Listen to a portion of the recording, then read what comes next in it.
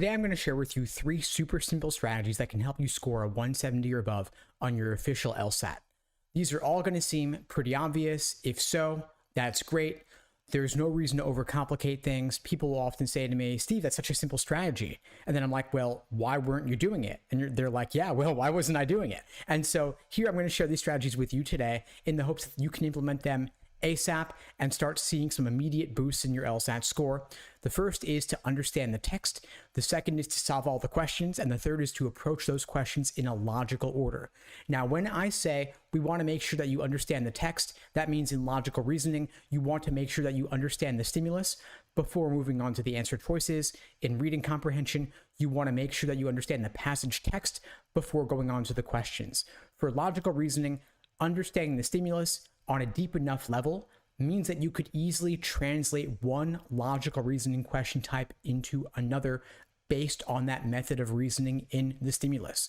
Far too many students get obsessed with drilling LSAT questions by type, doing dozens of strengthened questions in a row, dozens of weakened questions in a row, when sometimes, especially when you are scoring 160, 165 or above, you're not getting questions wrong because of the question stem type.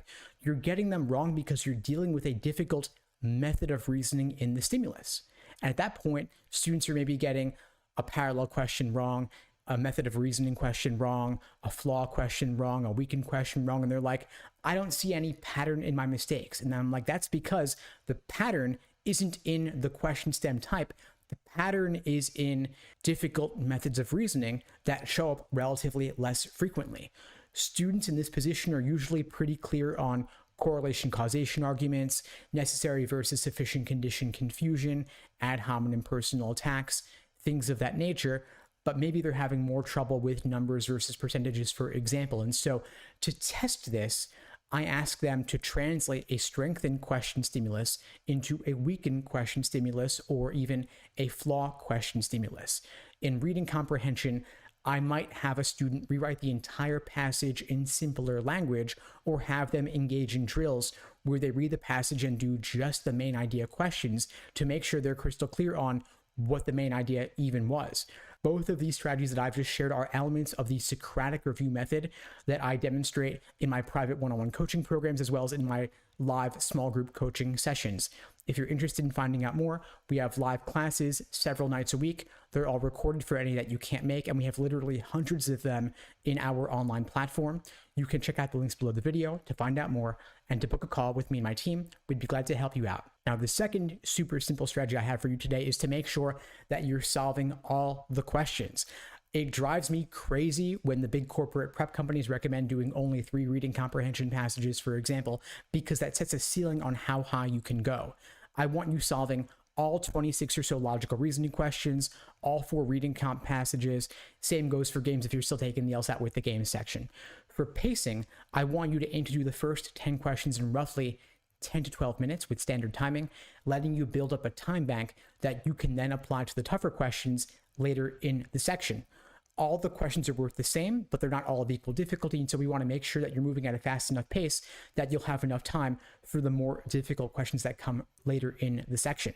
For reading comprehension, I want you spending a maximum of 2.5 to 3 minutes on the passage text itself so that you have sufficient time for the questions associated. Now, the third strategy here is to recommend that you approach the questions in a logical order. That means you're not simply doing questions in the order given. For logical reasoning questions, for example, the toughest questions are going to be roughly questions 15 through 23, and then questions 24, 25, 26 will be slightly easier. So you might want to flag 3 to 4 questions in a single logical reasoning section. That's actually what I'll personally do. I'll flag questions that are technical on hard science or philosophy, aestheticism, lengthy parallel questions, because again, every question is worth the same. Why would I risk getting bogged down on a single tough question at the risk of potentially never getting to an easier question later in the section? So in logical reasoning, we're flagging a couple, we're skipping them, we're coming back to them later, approaching them out of order, given that every question is worth the same.